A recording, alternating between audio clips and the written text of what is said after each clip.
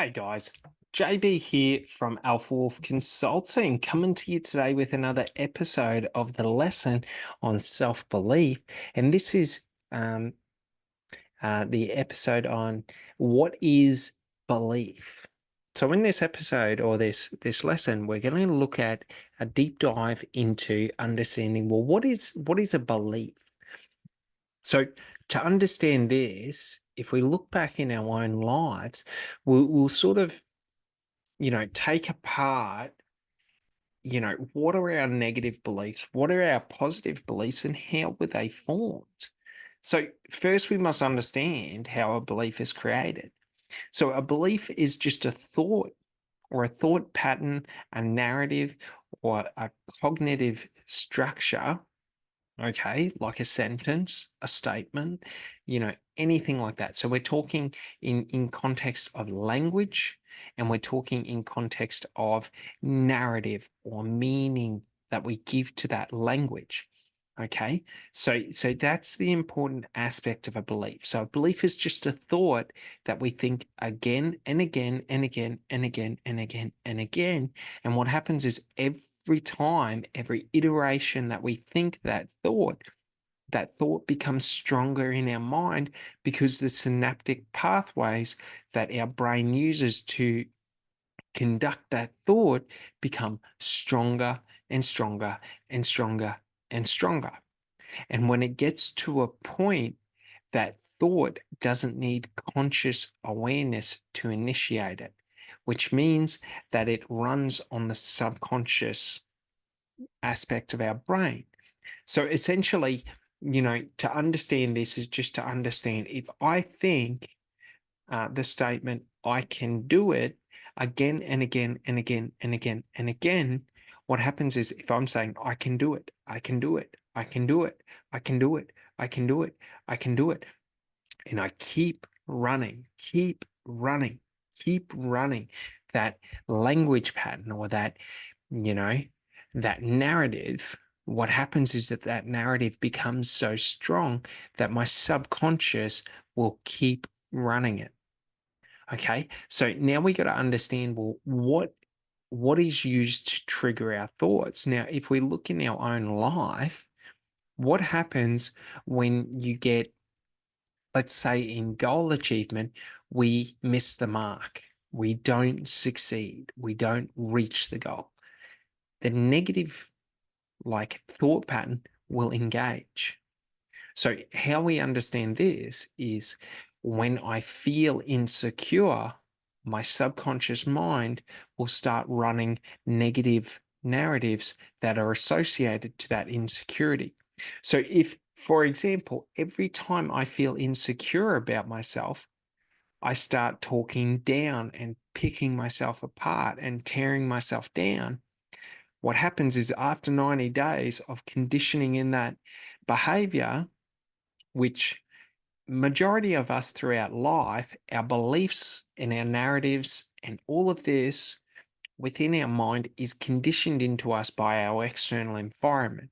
So if we think of schooling, society, work, social groups, groups of peers, anything like that, you've got to understand that between the ages of we'll go out on a limb and say 8 and 16 is when the brain is taking in the majority. Now, that's not to say that's the only age, it's your developmental years. So between the ages of 4 and all the way up until about 20s, your mid 20s is when you're developing. They're your developmental years. Now, many people will tell you that, your developmental years are when you're like 6 to fucking 12. Good for them. It's from when you're 4 to when you're 28. Okay. So that's what the realistic time frame that our mind is developing and that we are taking in information from our external environment to create the narratives and the language patterns and to create our structures and frameworks for life. So if you think back to your own life, and we'll just use work as an example. When you got your first job, let's say at 14 or whenever you did, okay, how you acted is completely different to how you act now in a job. Because when you were 14, you were still trying to develop the fundamental frameworks of what it meant to work, of what was required, of what you had to do. You were building yourself up, so to speak, in terms of your competence and capability. So, an important thing to really understand this is just to understand a lot of the narratives and the language patterns and the negative beliefs and the limiting beliefs and the self limiting beliefs and the self imposed beliefs and the identity of self. And all of this was created when you were not consciously aware of what was happening to you. So, everyone throughout life has to deal with negative narratives, negative thought patterns, limiting beliefs, self limiting beliefs, negative identities of self, all of this. So the thing is we don't notice this in our day to day life because it is a subconscious pattern. Because we've been running the same patterns for so long in our life, majority of us, back to when we were 4. That's when it started. That's when we started absorbing all the information as we learned language.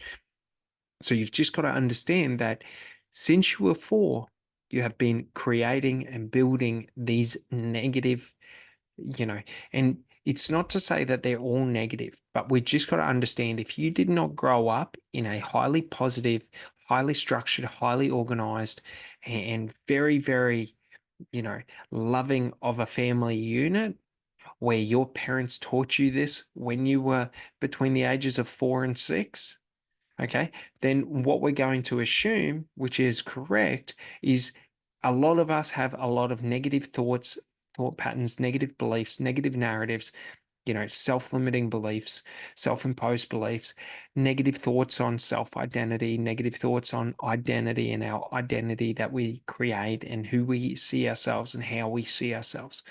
So you just got to understand all of these things are rooted within the subconscious mind. The subconscious mind processes and operates at such a speed that there's no conscious awareness because our conscious mind has a delay between being able to see what's happened or what's said by our subconscious mind. That is why it is quite difficult and very difficult to pick yourself out or stop yourself mid-sentence when you're saying something negative to yourself, or to even stop yourself before that negative word has come out of your mouth. So, like a thing to think of is, let's say we're trying to build a table and we cut one of the legs too short. Majority of us, upon realizing that, will say, "Oh, you dickhead, why did you do that?" and start tearing ourselves down. It's very hard for us to catch ourselves as we feel that negative thought pattern running to stop it in its tracks and sort of, run a positive narrative. Okay.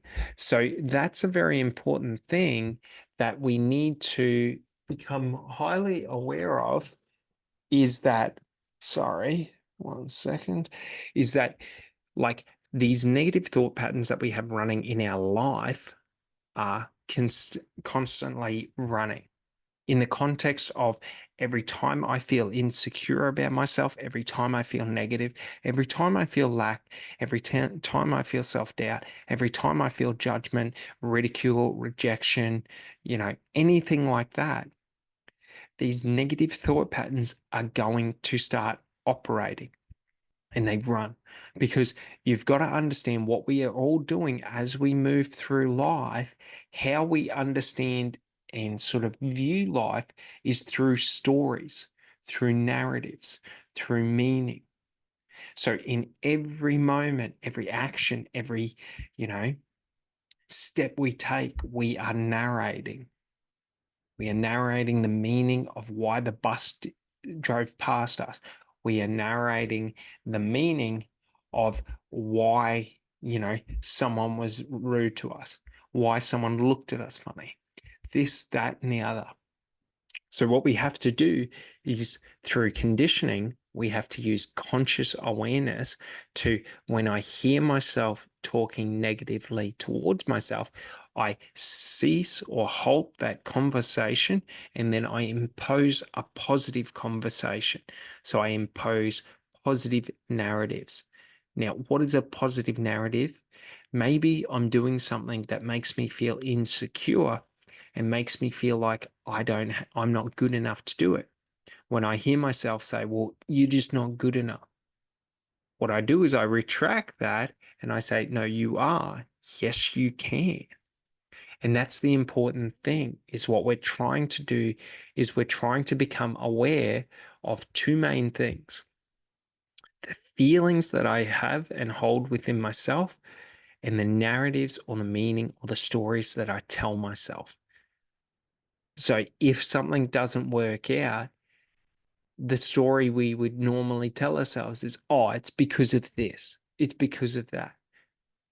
Whereas what we have to do is, instead of blaming something else, we take ownership and responsibility, and then we build ourselves up to, "Oh, well, maybe if I put in some more effort, maybe if I practice, maybe next time I'll be more prepared, maybe this, maybe that." So what we want to understand when we're trying to understand what a belief is a belief is just any thought that we think of repetitively again and again and again and again and again. And then it becomes like the synaptic pathway becomes so strong that it requires such little thought to be directed. But along that as well, we have triggers for thoughts. So that's an important thing to understand. When I feel insecure, that triggers a narrative or meaning to run, a language pattern to run. If I am unaware of the language patterns that are running, so I haven't consciously conditioned in positive language patterns, you can bet your bottom dollar that when you feel insecure, a negative thought pattern runs, because society has conditioned in negative thought patterns into your mind. And you can act as if it hasn't happened, but unless you're in the 1% of people who were taught this at an early age, you're unaware of what's happening in your mind. Unless you've put in thousands of hours into your mind to understand what are thoughts, what are my thoughts, how do I identify my thoughts from other people's thoughts? This is why self-validation in the self-validation course is so important, is because the self-validation course teaches us how to separate my thoughts from others' thoughts, what is organically mine and what is imposed on me by society and others. Okay? So that's an important thing to understand, is that right now, thought patterns, language patterns, narratives, meaning, stories are all running every second of your life. And you are either consciously directing those, language patterns, narratives, stories, meaning in your life, or your subconscious is running conditioned programs that have been conditioned in since you were a child through the environment and experience and through others. So that's an important thing. If you want to take control of your mind and to be able to direct it at will, we have to take control of the programs that run, of the thought patterns, the narratives, so that when I feel insecure in life, my mind runs a positive empowerment narrative or meaning, okay, rather than doubling down on that negative narrative and then tearing myself apart. So that's an important thing. So as we get further into this course, you'll start to see and start to realize, and if you work on yourself in context of really trying to understand and trying to become aware of, one, my feelings, and two, the thoughts and language and narratives that run and the meaning that runs when I feel it. So when I feel insecure, how am I talking to myself? When I feel self-doubt or lack, how am I talking to myself? What is the meaning that I'm giving to this? Maybe let's say I ask a girl out on a date and she rejects me. Do I tear myself down and start saying, "Well, it's because you're not good enough. It's because of this, because of that, and all the rest"? Or am I running an empowerment one of, you know, maybe she's just not for me, you know, you're this, you're that, you know, you got great looks, you're a nice person, you've got a great personality, like all these different positive meanings. And it's sort of like, it just wasn't right for her. There's another one out there. And that's sort of the thing we got to do is we just got to shift that perspective and then shift the narratives to align to the new perspective. And that's what we're trying to do. Because if we can do that, we redirect our mind to where when a negative event in my a negative event in my external environment happens, a positive meaning or narrative is assigned. Okay, so when there's a trigger of something negative happening, my subconscious mind already runs a positive program. All right. Well, I hope you got a bit out of this one, and I look forward to you on the next lesson. Have a great day. Thanks so much. Bye.